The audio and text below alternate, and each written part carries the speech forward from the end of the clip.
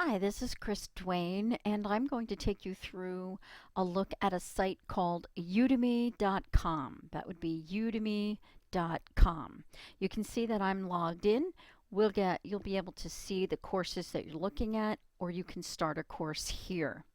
One of the things I would like to point out before I go any further is that there is a full online course to show you how to set up a Udemy course. It won't surprise you that this is running parallel to everything we've learned in Dr. Novak's course. Again, you'll see that there's a lot of the same structures and suggestions involved. I'd like to take you through a Photoshop course, which is more of a, I guess, a non-educational based. It's what we would consider not being taught by a teacher. And hopefully I'm going to be able to show you one that's being taught by a teacher, and then maybe we can see why there's some sort of engagement gap between what we do in education and what happens outside of education. This is the Photoshop class, and I'm going to pause this while I wait for it to load. Okay, we've got the Photoshop training tutorial loaded. You'll see that this is a free course. It is being given and provided by a man named Manny, and I would really like you to sit back and kind of take a look at the way he has organized this. He does have a course intro in the first section, and he does introduce you to some logistical work in the section. So let's take a look at the first course introduction that he includes as an introduction to the course as well as to himself. I caution you to be able to adjust your sound because sometimes it can be rather loud.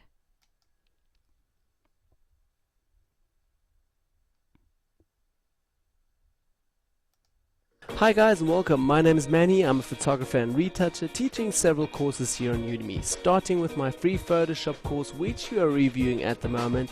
Basically this course consists of 12 different chapters with around 80 video lessons, and these lessons were actually made up for some tutorials that we used to share in the internet. So this course has no fixed backbone or a super good structure. Basically you can start anywhere viewing these tutorials or video lessons. But if you're a complete newbie, I try to sort it into a way that you can start with section 2 and start with Photoshop Introduction, then heading over to Photoshop Tools in 10 easy steps and continuing.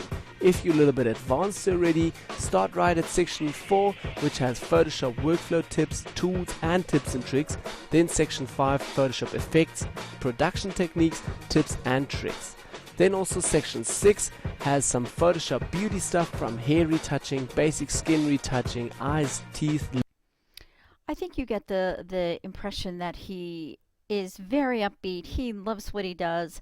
The pictures on the screen are very engaging. His level of voice is engaging. He's excited about what he's doing, and I think it speaks to the kind of engagement we want to bring into our class if we're going to use something like this in a regular classroom situation, maybe even just distance. I mean, I will never meet this man, but I have to tell you, I would expect him to be a very high energy individual. So let's take a pause while I flip back to another screen. Okay, we're back again. I'd like to take you through what he lists for us as his frequently asked questions. You can see that he uses a very simple slide here to list what he's going to do. Let's take a listen to him real quickly. Okay, so before we start now with the first Photoshop lessons, I do want to run you guys quickly through some frequently asked questions. And then these 11 questions are asked the most and very, very frequently. So I've listed them here for you. If your question is not part of this, feel free to still ask me in the question box. I'll do my best to answer them. Again, very upbeat, very straightforward. Nothing difficult to follow. Very straightforward. One moment. Hi, and we're back to the main screen again. I'd like to take you through his first lecture, and then I would like you to just juxtapose this to something I'm going to show you that was written by a teacher.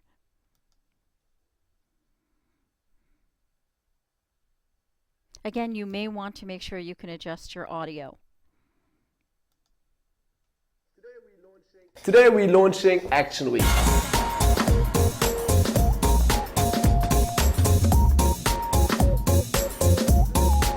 So hi guys, welcome back to a new episode. My name is Manny. You can find me on our Facebook page at VTUT Pro. In today's episode, we're introducing you guys to Toby, our BMX rider here, and we're going to retouch this awesome portrait. Again, his energy level, the music, the background, all of this speaks to let's get to it, let's step it up, let's bring it on. I'd like to bring you back to another course. This one was written by some teachers, so please bear with me. Hi, we're back to the screen again, and what I've done is I've clicked on this math and science link. It brings you to lots of math and science classes. I am going to ask you to take a look at, let's see if I can go back to courses I've looked at. I'm going to take us through the simple principles of simple interest rather.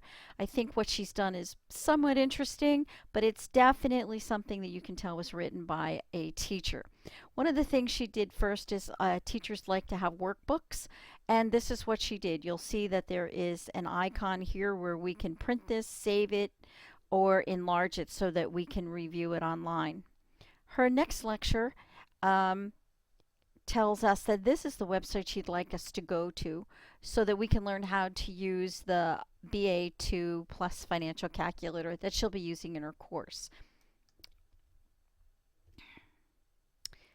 This is the class as she teaches it. Again, you won't need a sound adjustment, but please note the very big difference between this and Manny's presentation. Time is money. We've all heard this saying. Do we really understand what it means? How about there's no free lunch? Have you ever heard that before?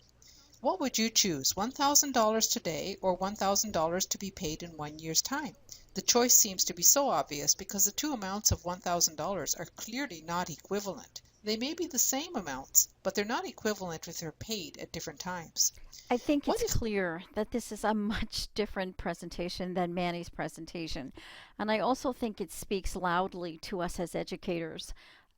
My question is there a better way to do this? Personally, I don't really know, but I do know that this is more of the sage on the stage presentation than Manny used. And I know that if my students were given a choice to learn more about Photoshop or learn about simple interest, I'm not sure the topic would be the delineating factor here.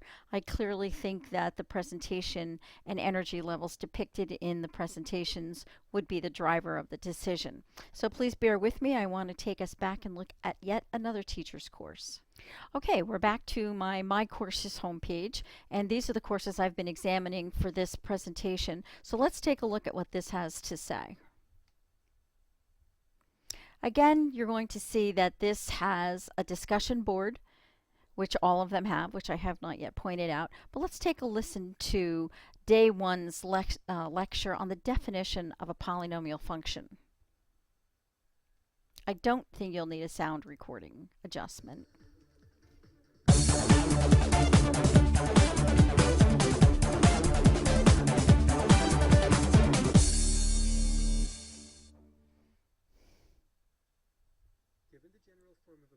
Given the general form of a polynomial, state the leading coefficient, degree, and constant term of the polynomial.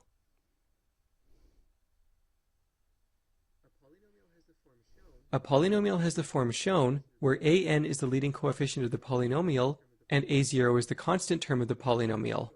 All of the polynomial coefficients must be real numbers.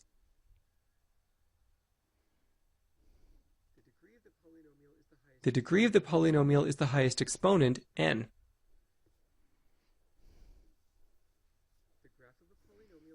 The graph of a polynomial must be smooth so there are no sharp corners. This means polynomials can't have the shape of an absolute value graph.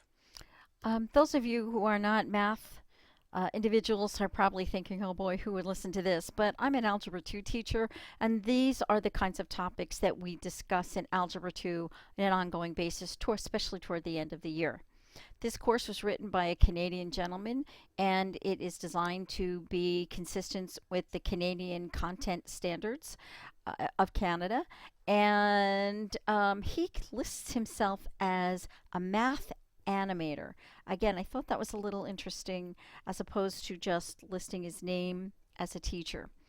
Again, I won't take you through all of these, but let's take a look at how he starts the next one. Careful of your sound.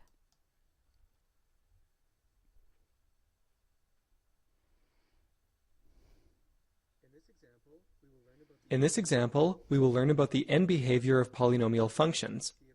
In Part A, the equations and graphs of several even-degree polynomials are shown. Study these graphs and generalize the end behavior of even-degree polynomials.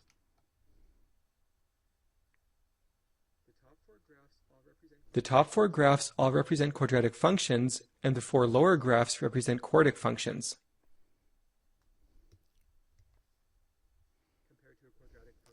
Compared to a quadratic function, a quartic function is flatter around the vertex. Again, those of you who are not math teachers probably are not all that thrilled with this discussion. However, when we talk about the PARCC exam and what kinds of things your students or your children, most of you are going to have children taking exams, these are the kinds of ideas that are really important that are going to be assessed on the PARCC exam. The children will be expected to know that a quadratic equation has a degree 2 polynomial and a quartic is degree 4, but the question becomes, what is the real difference between them? They're both positive, they both face up, except that the quartic function has a flatter bottom. Why is this important? Why do I bring this to your attention? Because this is where we as educators can use distance learning to really embed those really high-level critical thinking skills into our instruction. Let me take a pause and go back one more time, please. I want to thank you again for taking a listen to this Udemy course overview, and I'd like to close out by asking you to take just a preview of the kinds of courses that are available through education category in udemy.com. Some of these I think would be really great to listen to. I will go back and I will listen to the apps in the classroom. I will go back and listen to the Google Earth for Educators again, because that's something that can really, I can embed math discussions in. I also think it's interesting that there are these other free courses, and some of these other classes that are not free just seems so interesting. But here's one that really caught my eye, and I ask us to take a look at this just one more time, just to see how we can step up our game as distance educators.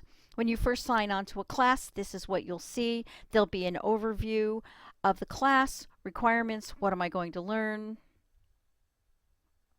prerequisites, etc., etc., a bit of a background on the course creator. I'm going to ask to start learning now. It's going to ask me to bring my friends in. I'm going to have enrolled in this course. I'm going to go to the course page. Here we are again. Let's take a look at how he introduces us to this. Hold on to your soundboards. Section 1. Prerequisites and Background. Minecraft is an open-world, constantly generating immersive sandbox of creativity waiting to be explored. Whether you want to be a master builder, expert wolf tamer, awesome miner, undefeated fighter, or whatnot, you can. The world is yours. You do not have to conform to any quests, guidelines, or rules. You do what you want, when you want. This game encompasses creativity and ingenuity. You are your own person, and you create what you want. There are no restrictions. There is an incredible amount of educational value throughout this game, and much of it will be outlined throughout this course. Good luck! Before you or your children get started, you need to make sure that your computer is able to handle the game without issue. I've listed the minimum requirements in order for the game to function properly here on the screen. As you can see, he's going to take you through the requirements. Let's take a look at creating your first Minecraft world. I don't know about most of you. I don't play Minecraft, so I found this to be very interesting. Hold on to your soundboards. Creating your first Minecraft level. After you input your login information and click the Login button, you'll see a screen with a big Play button on the bottom. Click it. It will download all of the necessary files to your computer and then launch the game. It shouldn't take more than a couple of minutes, depending on your internet connection.